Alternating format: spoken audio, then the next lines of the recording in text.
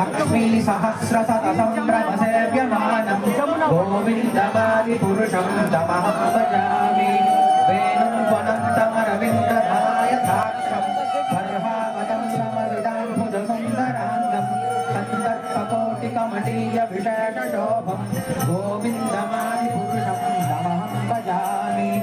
आलोलचन्द्रकलसत्त्वनमाल्यवंशी दत्तं नयते विशलाविलासं श्यामं श्रीमङ्गलहितं यतः प्रकाशं गोविन्दादिपुरुषं तमहं भजामि अद्वैतमच्युतमनादिमनन्तरूपम् आद्यं पुराणपुरुषं नवयौवनं च